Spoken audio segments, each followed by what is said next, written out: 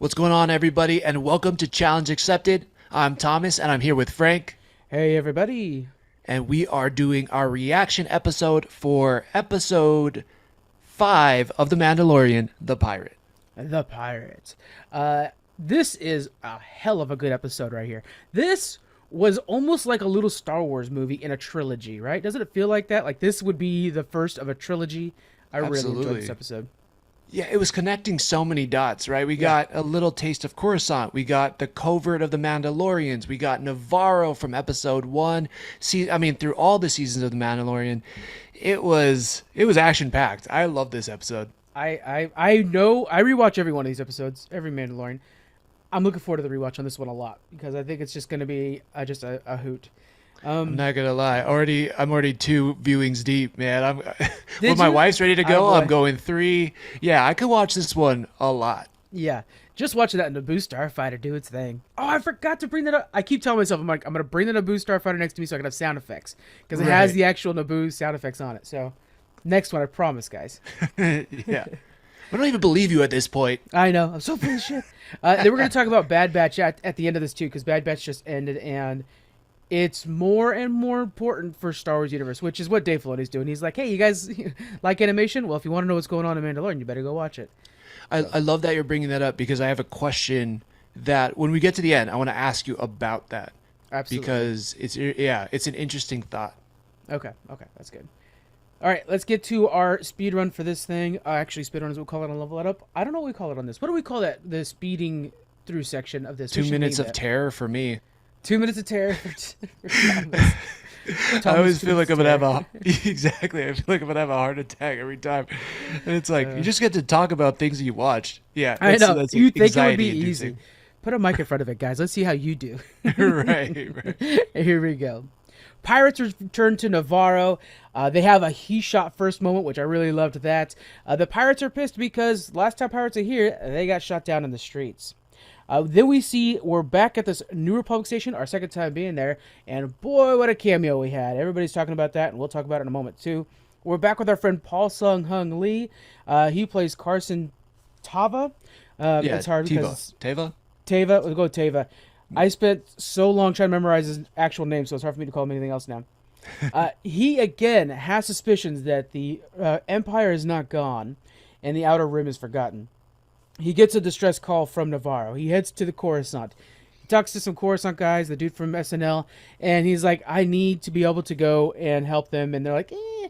But he found a loophole. So he heads to Mandalorian, who was tracked through R5, the droid that he uses. Talks to Mando and says, look, this is the deal. I need you to go do this. I can't necessarily step in. I like that Paul's stuck in the middle like that. Mando rallies his troops, and they talk about how, like, look, we could find a home. And it's cool because we got Paz Vizsla that's like, I respect this dude after he saved my son.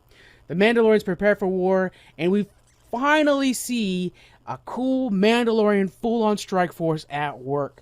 We've got attacks in the sky, attacks on the street. Nevarro is saved by the Mandalorians. And that ship that I thought was a lot bigger than that dies over Nevarro. We then see that the Armorer wants Bo-Katan to unite all Mandalorians, helmed and unhelmed, and take back Mandalore. That's going to be the finale of the season, folks.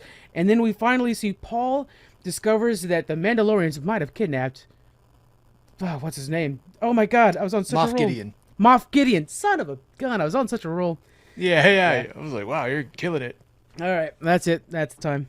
Nice. Literally messed up on Moff Gideon right after the time failed part. Son of a gun. That's the one thing I didn't have in my notes. You're like, damn it, I almost stuck the landing. And know. then just right at the end. No, broken it's all ankle. good. You killed it for 99% of that. Thank you. I appreciate that. No problem. That's So it. we are back on Nevarro. We've seen this season that Nevarro is prospering. We even get an interesting shot of the IG-11 that is a reminder that Mando or Din tried to resurrect IG-11, didn't work. Again, one of the weirdest choices I think for me this season, but That was weird. hey, It was out of nowhere. And then like the way I didn't realize that they like should have like cut him out of the statue Yeah. instead of I don't know, taking the entire statue down. I guess. It was weird. Right. Yeah, it was so weird. But anyways, we see that it's still there. We're back with Greef Karga, High Magistrate, that he's even reminded of later on. And then we get to see Gorian Shard, the Pirate King, is not cool with it. And he comes in. His ship is so bad. That Corsair is badass. Yeah. I mean, not looks bad, amazing. but badass. But I Yeah. saw somebody mention online, because you know how my YouTube algorithms all like, you like Star Wars now, right?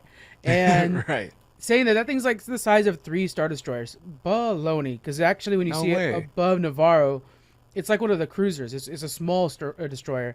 Right. But it's a very cool design, though. It does look very piratey.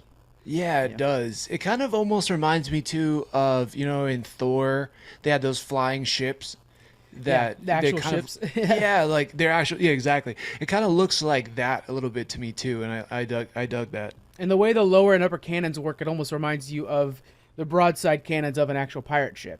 They're like launching out the sides like that, and I was like, "Ooh, that's cool." They're like coming about face or whatever to do piratey things. That's You're pretty cool. totally right. Did not see it that way. I just thought of Thanos instantly, like rain down the hellfire.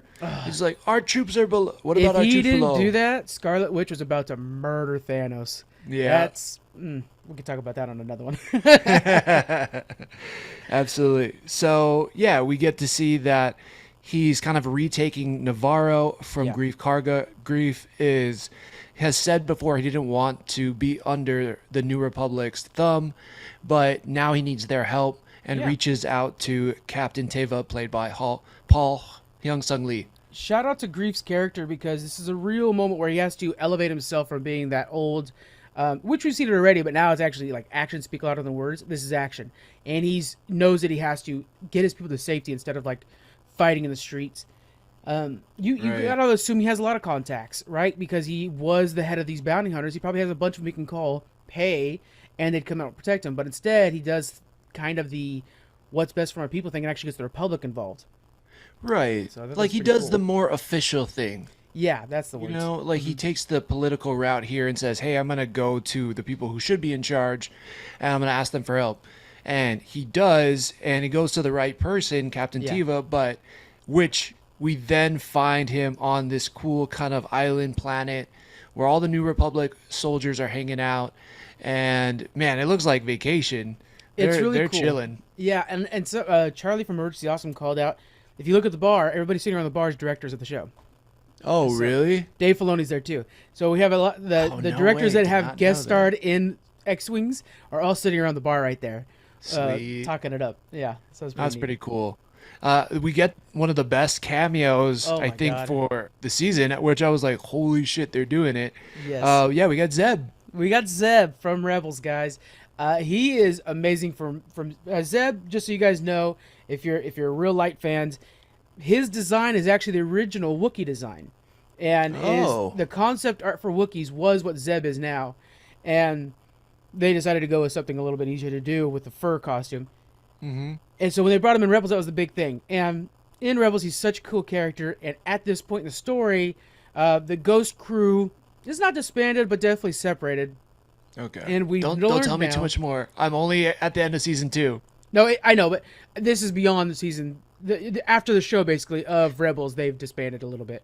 Or they're more important, I guess is a better way to put it. Gotcha. But what's important is on the Ahsoka series, coming soon, we know that she's actually on the Ghost ship now. So we know that they're bringing back the Rebels cast for Ahsoka. So that's pretty cool. Okay. And now we That have our is first- super badass. Someone else pointed out, also heavy spoilers on YouTube pointed out that Zeb is also the same type of alien as Cal Kestis's master in Fallen Order.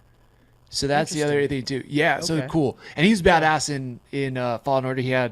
I'm pretty sure he had like a double lightsaber, but as a good You know, guy. I forgot about that. Yeah, he was the one like yelling at him, and every so often you'd like go back in time in a memory and do a thing again. That's right. I remember that now. Okay. Yeah, exactly. So really Just so- badass alien. I mean, okay, let's throw this out there. So we know Thrawn. We're all waiting for Thrawn to come back, right? Thrawn's from the outside of the galaxy. So are Zeb's people. At this point, Zeb knows that his people are hiding outside of the galaxy. So he might also be the one that, like, I know how to get through the galaxy's walls, basically. So he's might be coming back up in the Mandalorian. What do you think about his look? Because he was definitely, I felt like he was a mix of CGI and practical effects or something like that. I dug it. Yeah, I mean, I thought it was really good. it's funny. This season we've seen some really good looking special effects for aliens, and then we've seen some pretty bad ones, right? Yeah, practical effects too. For that Right. matter. Yeah. Yes, and a practical, and it's interesting where they're picking and choosing to do practical as opposed to just full CGI. Like again, Grogu with his jumping and flipping, I'm like, Yeah. they could have probably made that CGI, but they stuck practical there. And then with the aliens that were on Mandalore, those creatures that were attacking Mando and Bo-Katan, like I almost felt like they didn't look good to me. I thought those ones looked pretty good. I don't care for how the pirates look. I think the pirates are bad practical effects, in my opinion. Interesting. Okay. Yeah, I don't mind the pirates as opposed to those aliens of Mandalore. I'm like, those look kind of funky. Yeah. But so it's just interesting. I dug that Zeb is kind of a mixture of both because I Yeah. think we're there where it works. And the way they were able to kind of move when he's talking, his eyebrows, his head is kind of scrunching, his ears are kind of moving. It like looked really, really good to me. Yeah, I dug it. When as soon as I saw that, I was like, "Oh, this is next. This is like what they would do in the movies." It's because Zeb's going to be used a whole bunch in the future. So Yeah. I think they're like, oh, "Okay, we can't have him just being like a guy who's talking on a ship. He's going to be fighting because Zeb is the muscle of the Ghost Crew." So that is pretty cool. It is cool. I was like, damn. And he even says his line at the end, right? I forgot what the line is, but he's like, yeah, we'll see, or like, good luck to you, or whatever. Oh, I He says it missed in it. a Rebels Dang. a bunch of times Yeah. right at the end, as Captain Teva decides to go to Coruscant. In the And- credits, by the way, it does say Zeb, and it is the voice actor from the show. So, Dope. That's so cool. What a tight tie-in. Yeah. We go to Coruscant, and Captain Teva has now gone to the Colonel. Shout out to the guy from SNL. I should have looked up his name Same, before bro. this. Same. Yeah, I grew up on that SNL too. It's a shame. I know that guy is so funny. He I remember him doing this like some sketch where he talks about fish sandwiches, and it's just like so damn funny. But yeah, he's in it, and then we get Captain Teva asking him for aid for Nevarro, and he is kind of hesitant about it. He's like, I don't even know where Nevarro is. Yeah. And he doesn't have a lot of information about it personally. And then Elia comes in and just jacks up the whole conversation and just Yeah. kind of throws in this huge wrench into Captain Teva's request. What do you think about? Okay, so I'm hearing a lot from people who say, "Oh, this is showing that the Republic is bad or they suck at their job." All these different things, but in my opinion, I feel like, well, first off, this is a tough spot to be in because they're literally a huge transition over to a new thing, Yep. and a lot of the Empire systems worked, so you kind of have to, I think it's just like, look, the DMV is nobody's fun place, but if you didn't have a DMV, then we'd have mayhem with our cars, that kind of thing. And so I it think that's a perfect sucks. example. Yeah, I honestly, I think they're just spread so thin, right? That too, yeah. They basically they beat this empire, right? Whether you like it or not, these systems are in place, so the people who are in these positions know how to work these systems, and trying to restart a whole new system is very challenging. It's like if we a new country came in and took over USA, and then all of a sudden we're like, we're gonna get rid of the Senate and the House and your governmental branch and how everything operates, and we're gonna start new. We would be in such a disarray. And so the New Republic, I think, is taking some of these practices, trying to not do it from like this evil, we're going to step on you mode of operating, but these systems are still in place. They're just trying to work their philosophies within these systems. It's a hard place Exactly to that, because be. intent matters, and in this place they're like, look, how do we police the outer systems? Well, we would police them like this with the right intent and not going too far. The mind flayer is a good example of that. Like the mind flayer on a lower setting is actually useful, Right. That kind of thing. Turned up to 11 turns your brain into mashed potatoes. Yeah. Oof. So we're not gonna have that good doctor anymore. But I just feel like the people out there that are like, oh, this is why the New Order took over. First off, the First Order didn't take over. They were an upstart group that got real big. But it's like some people are just like totally using this time to bash on the New Republic. And I'm like, they're in such a bad spot. Like the Republic before Right. the Empire worked pretty well, but it had its problems too. That's all the Clone Wars stuff. And, they're getting there. It's just, man, it's funny how people are like, I think, misunderstanding what's going on in the show, in my opinion. I don't, yeah, 100% agree with you. I don't see it that way at all. I think they're just trying to integrate these systems, and we're talking, trillions of people throughout this galaxy. That's a lot of people to manage. All these different planets have their own systems, philosophies, beliefs. Like, that's a hard thing to integrate and also allow people the freedom that the Empire never gave them. So, yeah, I don't see it like that at all. I think they're trying to do their best. And we can even see it here, like, with the Colonel. He wants to provide aid. He just wants to know that his resources are going to the right places, right? He's like, these guys didn't sign up. I mean, it's hard to, Yeah. And Nevarro, it was a sense of pride for Greef Karga. Like, we're not taking aid from the New Republic. We're going to do our own thing. And then we see when he needs the New Republic, it's like, well, you guys weren't fully on board yet. You were still an independent planet. So it's like, we want to help you, but we have other planets who are literally a part of our system and they need aid. Why should we go and help you guys first? It makes sense. Great point. Dude, you just blew my mind a little bit, because the Empire would not do that. They'd be like, you're not an independent planet. You're part of us. Right. That's the difference. You can be an independent planet, and that's something that's new. Oh, wow. That just blew my mind a little bit. Right. I think for me, it kind of highlights that no system or government is without its flaws. So there's benefits and flaws to everything, and we're just kind of seeing it here kind of play out. But again, we have a personal attachment because we've been to Nevarro. We've watched Greef Karga and Mando defend it. To these colonels and politicians in Coruscant, they've never been there. They don't, to them, it's just like some far off place. That's like, yeah, sure. I mean, I guess we can help those people, but the island planet over, it's like, we got to protect them because that's closer to the capital. Well, and like the entire population of Nevarro fits in one building on Coruscant. Like, you gotta kind of put your money's where it needs to go, Right. And again, and then Elia, comes in and just jacks up, Captain Tiva's sales pitch. She's so bad. I fully believe she's still in contact with Moff Gideon, or she's trying to get in contact. And I think she is going to be the link to Moff Gideon, who will be the link to Thrawn. And so, I think that's what's going down here. Because there's no way Moff Gideon's got all those TIE fighters that attacked Bo-Katan and Din on her planet. There's no way. That's Thrawn's forces, in my opinion. And and Elia is killing it this season. I hope she sticks around because I really like that actress. And she was in. We talked about Ant-Man. I hope they pick her up for more things and maybe even an Ant-Man user for it, because I'm really digging her acting skills. She's doing a hell of a good job.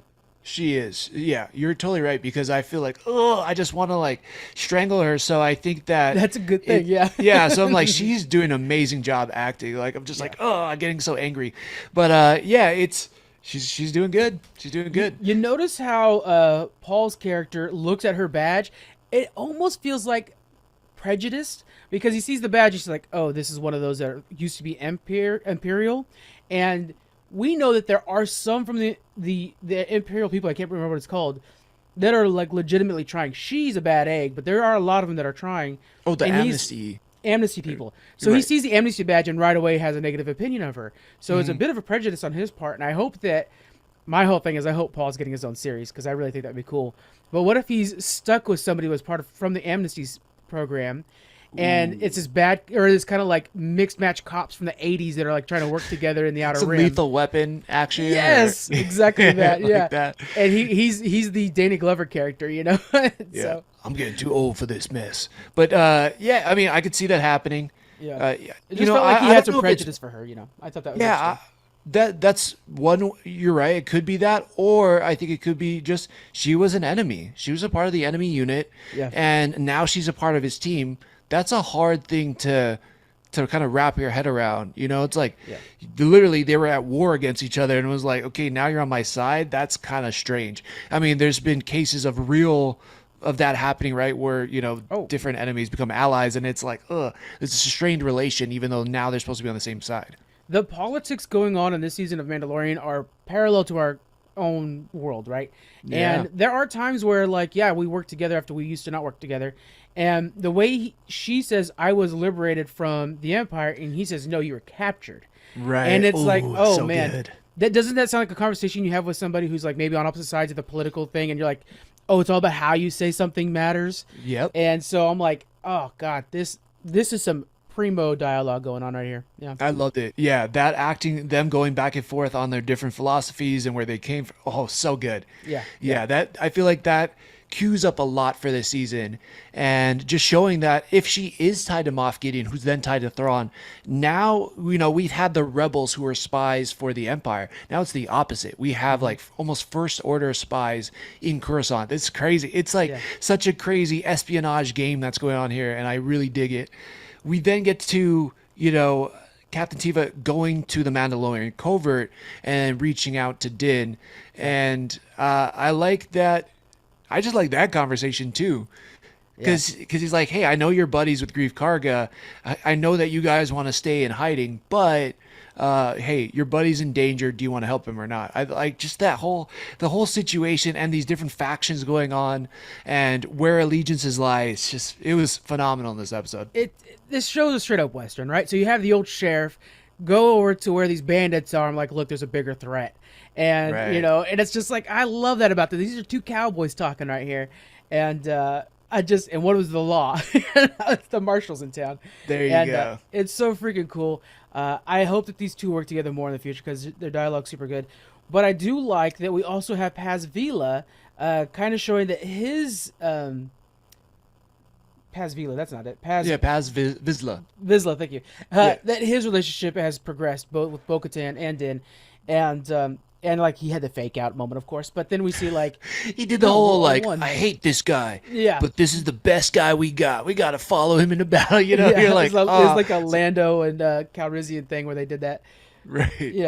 With Han Solo. But yeah, I just really liked that character moment, and then it showed like this group is super united, and I was ready to go to war with them. It was so freaking cool. Yeah, I love it. They might be like the bad side of.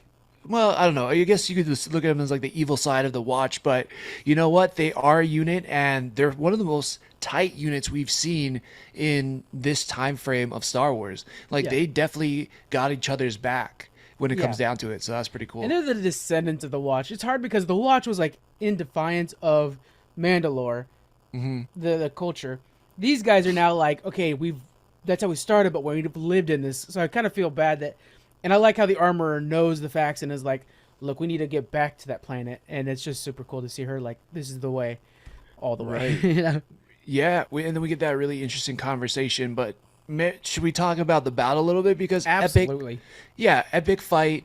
They come up with this plan where Din and Bo-Katan are going to like attack the Corsair ship while the rest of the Mandalorians take the streets and basically like take over the city and fight the pirates. It was just badass. It was a really cool fight. That Naboo starfighter comes ripping through the skies. And I love how like they're coming after him and he's like, I'm gonna turn around and kill the guy right behind me just because I can now. That thing is super outmaneuvering, outspeeding everything around him. And as soon as... Go ahead. No. I was going to say, Din is the best starfighter pilot since Anakin. Yeah. It's ridiculous how many ships he's taken out this season by himself. Wouldn't it be cool if, like, Grogu's helping him because he's force sensitive? Dude, okay, thank you. That's what I was thinking. I was like, there's no way one single person should be this good unless they have the force. And I'm like, oh, wait, Grogu's in the ship. I don't know if that's what it is, but... I'm just attributing it to that because he's just a Mandalorian. Like, I don't know how he never gets killed with like fighting all these different ships and then like the Corsair gunners shooting at him and like it's just ridiculous. He's so badass. I do like though that like he leads them out.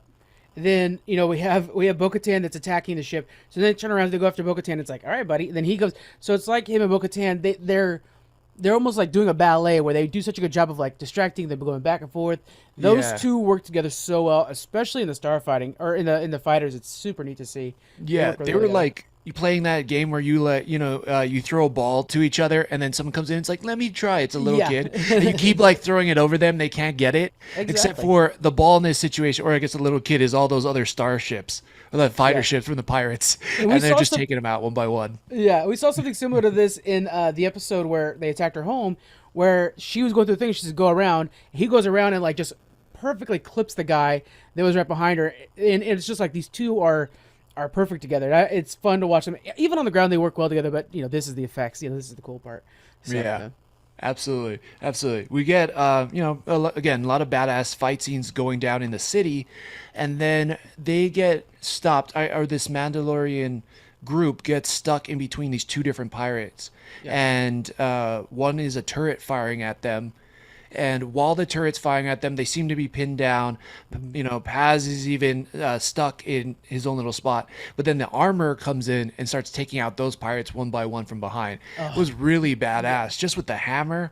Oh Yeah. my god! So we get to see. I mean, I think we've seen before that she's a pretty badass warrior, but she doesn't need the guns. She doesn't need the flamethrowers, anything. She just needs a hammer and like a stick, a metal Beskar stick, and she can take out anybody. I also like that hammer is like when you go to camp and that thing's like the talking stick.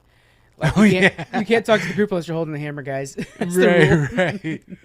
Yeah, totally. It's multifunction for sure. Yeah, but she's dope. And again, this is like so cinematic, so much like a movie, in that you have these hero moments where, yeah, even when Paz comes down with the machine gun and just starts mowing down people, you're like, okay, hero moment. Right. Somebody earned enough points to activate the hero character, and then pinned down, another hero moment. It was very much a movie in that sense. And she is so cool. And then you just see her like they're pinned down from the machine gun, and then all of a sudden you just see her helmet pop up, and you're like, oh no, we're fine. She's got them all. It's super Yeah, cool. yeah. It's like They're an Assassin's done. Creed moment. It's super awesome. Exactly. Yeah. So they take back over the city. Greef Karga basically gives this speech that says, "Hey, the Mandalorians, like we're always going to be thanking them. This planet will always be in gratitude to them, Yeah. and we're going to give them their own little plot of land that the Mandalorians can use, and it's going to be their place." So that was cool. You could see that they are very honored by it. They don't have a home planet, but they do have a home. I was Yeah. like, oh, touching. That's cool. Yeah. Yeah, yeah. And then Paz goes to Bo and says, "Hey, the armor wants to talk to you." And this conversation again was this episode had a lot of like really highs and then like these really kind of slow, intense moments. And this is one of those slow, intense moments where she gets to tell Bo, "Hey, do you trust me? I need you to take off the helmet. There's some shit I need to tell you about. Let's get real for a second." When she said that, I was like, is this a trap? Like I didn't know what the armor's plan was. So it was like, Dude, oh, you yes. took off your helmet, you're out now. Like that kind of Exactly. thing. So Yes, was worried. I know. I wonder if it was like a test. Like, are you Yeah. testing her or not? And yeah, it wasn't. I don't know. That's How'd you so feel good. about I that? love that. I really liked the fact that the show set up rules so much with them not taking their helmet off that now we believe the rules enough to where it creates tension, because a lot of sci-fi doesn't do that well. They definitely do it here. Right. They kind of like mess with their own rules. Not this show, but like in other shows. And you're Yeah. like, wait, I thought this was a rule we established from season 1, and now that's Exactly. not a thing anymore. Yeah, and I agree with you. I think in some science fiction, it kind of demeans or like it lessens some of the story points because they break their own rules. Yeah, but this one has a hard and fast one, and it's impactful when they do have to break it. And the idea is that, look, we know that you're now part of This Is the Way clan, but we need to unite all of Mandalore again, which is in the history of Mandalore. The Mandalorians are insanely strong and can basically take on the Empire when they're united, and when they're divided, it's the only time they can be defeated. And the Armor, who's kind of the historian as well, like she's not the. I like to think that she's not the leader of the group, but she's the old wise sage of the group. Like she knows the history, Right. and she says like you got to unite us, especially because you saw the mythosaur, which means like by legend it's your job to unite us. And, Right. that supersedes the Darksaber even, really, in my opinion. Oh, interesting. I didn't think about it that way. Maybe it does in her eyes. But I just thought it was interesting because the last conversation we saw between the armor and Bo-Katan was, Bo was telling her, "Hey, I think I saw a mythosaur," and she's like, "Well, this is the way." She was kind of talking about like, "Sure, you did," or but Yeah. this is what the lore says. And in this episode, we get you say you saw a mythosaur. To me, I like it almost is like I believe you now. And this is what I need you to do to basically bring all Mandalorians together. Yeah. And that was just interesting. Where this season for me, it's felt like Bo-Katan and not Din Djarin is the Mandalorian. So it's like, who's the Mandalorian in this season? To me, it feels like Bo-Katan. And I props to her. She's such a big character from the animated series, same voice actor, and it's cool to see her kind of get this spotlight because she's really been dogged on a lot in the past. True.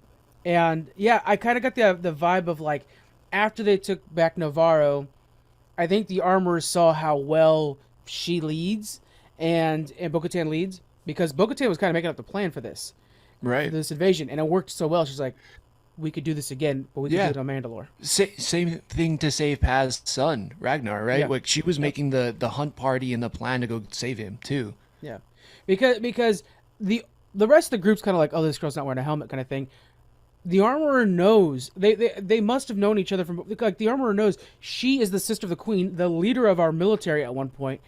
She is at very least on par with me for skills and talent and history.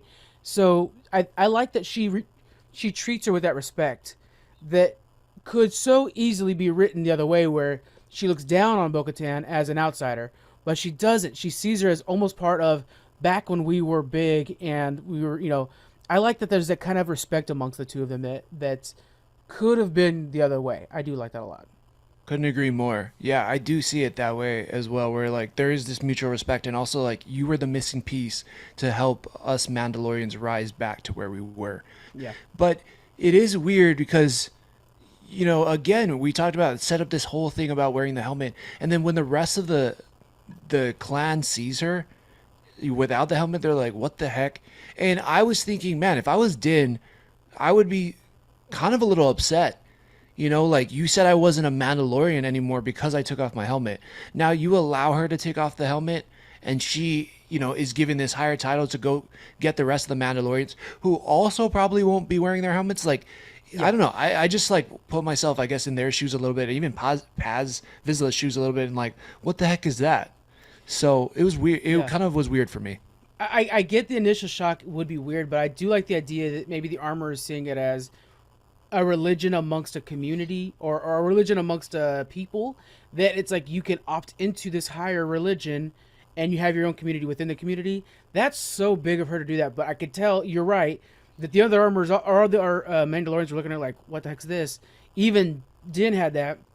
And then when Paz was like, should I trust this? He looks over at Din Djarin, and Mando nods his head like, yeah, it's still good.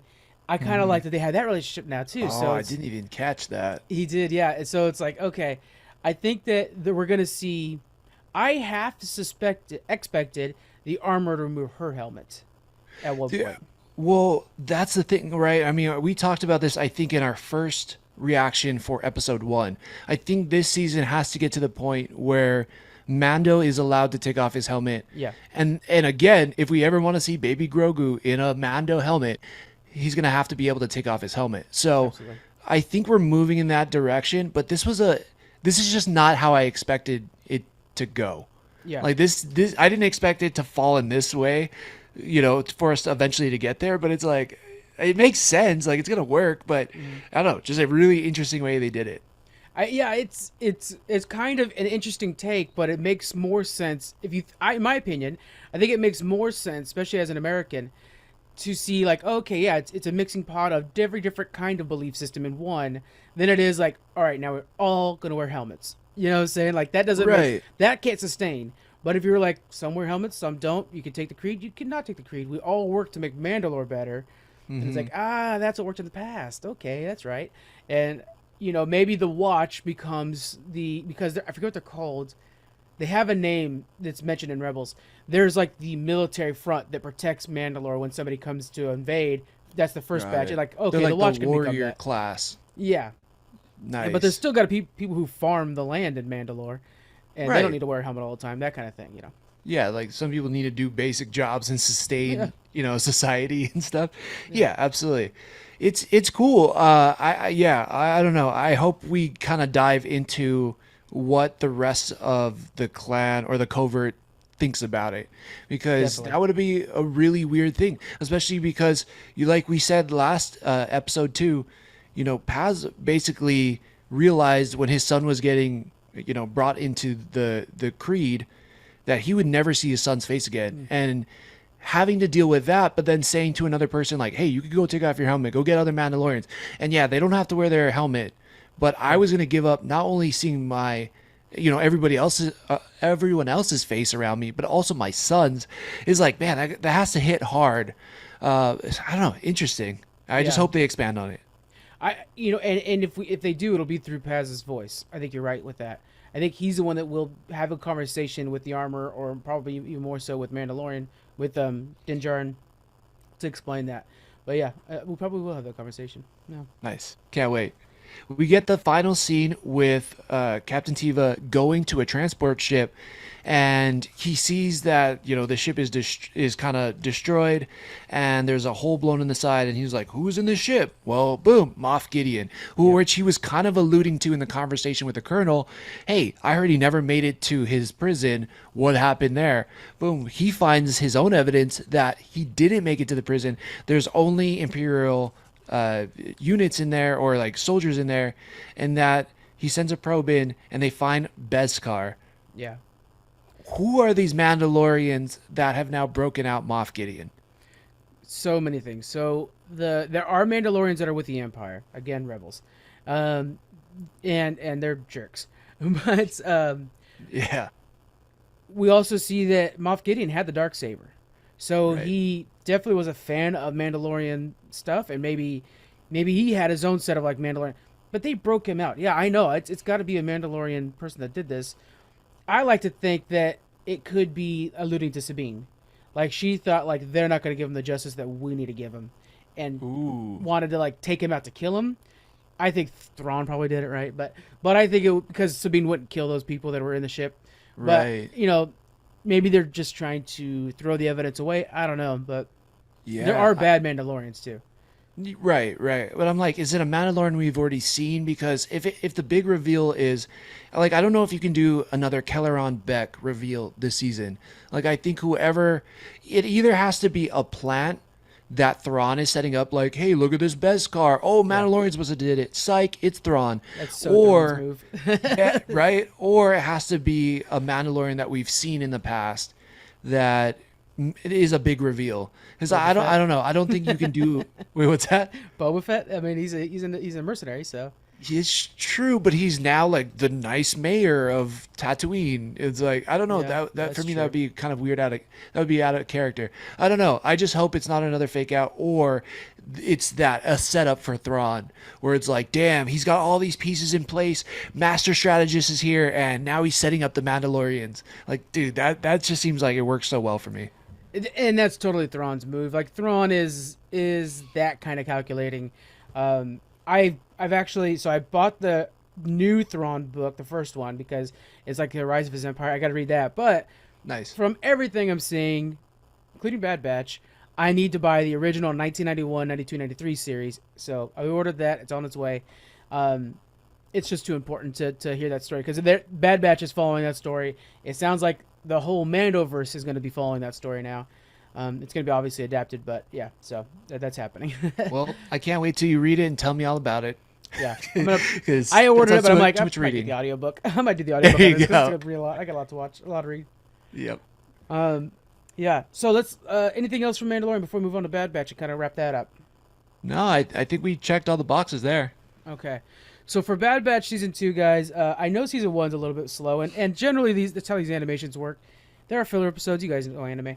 But Season 2 has some really important story points that I think we need to pay attention to, because I think it's going to be important for the future of The Mandalorian, and definitely for Ahsoka. So one of the big things is in the finale, spoiler alert, by the way, for... You know what? Spoiler alert for everything, just to be safe.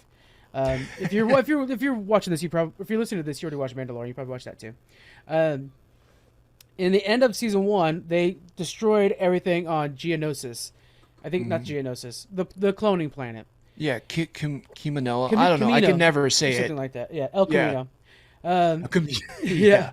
El Camino Real planet. Exactly. And so we thought that, like, oh, cloning's done. Well, we know that cloning's not done because there's Palpatine coming up.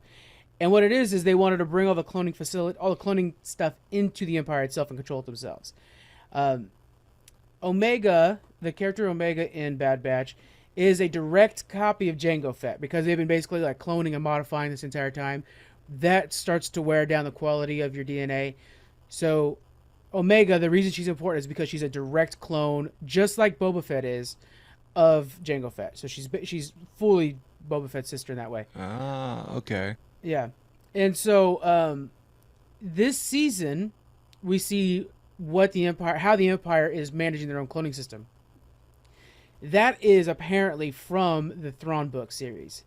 Is this cloning system and how the Empire had their own cloning system in place. It was the first time cloning was brought up in the Star Wars universe.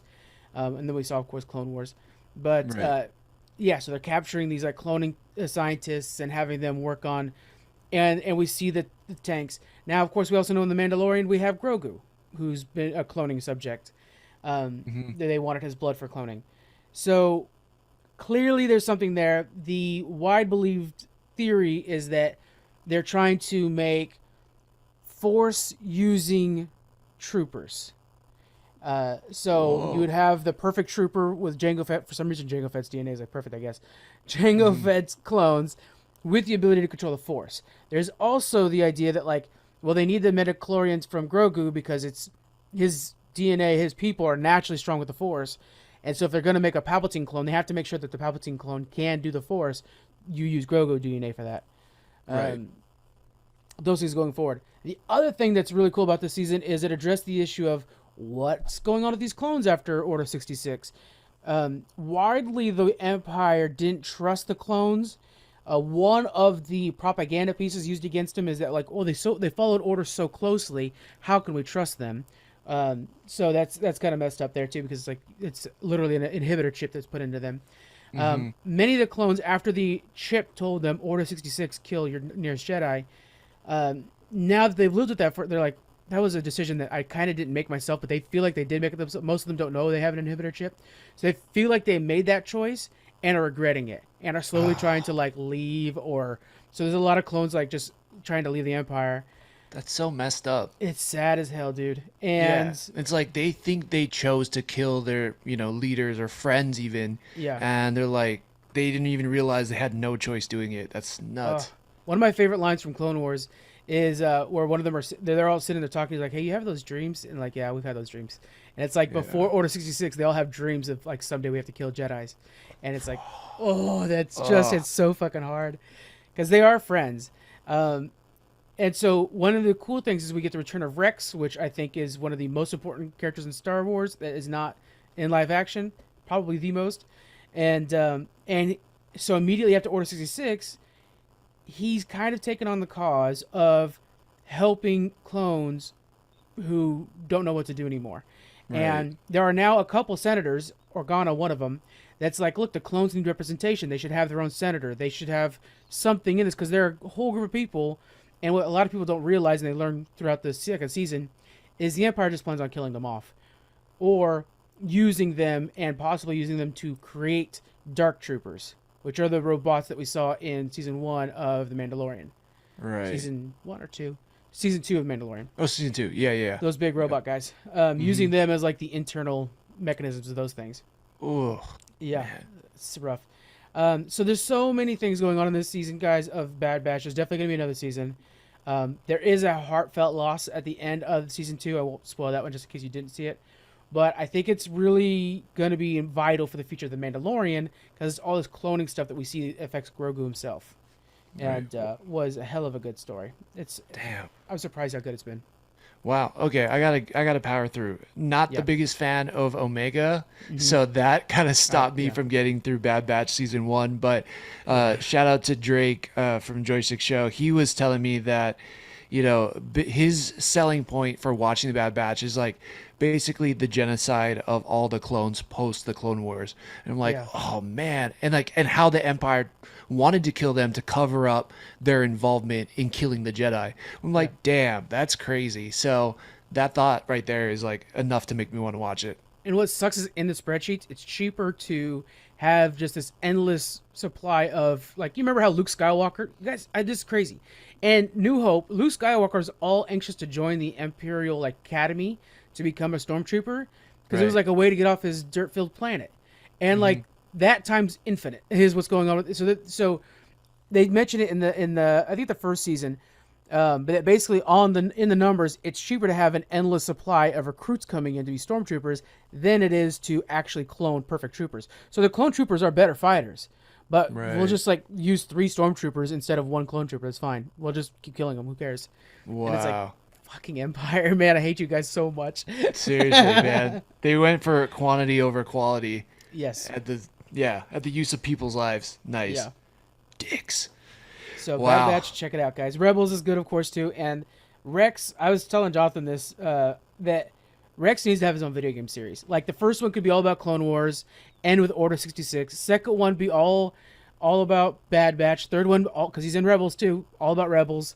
Yeah. And then Dave Filoni hinted at, and everybody's been suggesting it, he's actually on Endor during the attack with the Ewoks that finishes that. He's the old man on if you guys watch the movie, there's an old man that clearly they modeled his Rebels character off of that, his Rebels look. And so he's like, he was part of Star Wars movies too, the old ones. What? And, yeah. That's crazy. Okay, I have to go back and find that Easter egg. That's awesome. There's an old man, and in the canon, or now pretty much Legends, they call him Gramps. But Dave Filoni at a convention's like, hey, are we going to see Rex? Because like clearly Rex, his Rebels model is exactly that guy. And he's like, I don't know. And then he showed a 3D model they made of Rex in that guy's uniform. And I was like, No okay, way. so it's him. That's freaking It's cool. crazy. Yeah. That's awesome. Yeah, I'm all for that video game too. That'd be sweet. Oh, yeah, dude. Yeah, that's like 5 games right there. Make him Halo style. I'm in. Yeah. Nice. Well, that's it for this episode, I think, right? Anything else you want to get out there before we go? No, that's it. Yeah. The last thing I'm going to say, it's like crazy that, well, at least for me, and people will probably definitely disagree with this, I'm really enjoying this season more than I even enjoyed season 2 of The Mandalorian. Like, I like this one more personally. So it's crazy that, viewership has gone down. I understand if you didn't watch Boba Fett and you came into this season, you're like, what the heck? Because that was one of the biggest reveals. Like it was such a big cliffhanger at the end of season 2. And that was one of my favorite episodes ever. But, you get the resolution in Boba Fett and then you come to this season. I know that's kind of whack, but I'm really digging this season. I think it's awesome. Yeah, I agree with you. There is, actually, you know what? The grand arcing story in this one's better than in the first 2 seasons. But there's a lot less one-offs that I think people might not be. I think the viewership is just the fact that it's the 3rd season. People will wait till the show's over before they binge it all. I do the same thing for majority of my shows that are not podcast related. So I don't blame you guys. But, I think it's really good. Tomorrow morning, we don't have a time yet. It'll be in the morning. Come and join us for our Mandalorian chat and Geek chat, and we'll talk about some of the news going on and talk about Mandalorian and theories and stuff, and clearly we have a lot of them to go. So, Yeah, definitely. Absolutely. All right, guys, thank you for joining us, and we'll see you next time. Bye. Hello, everybody.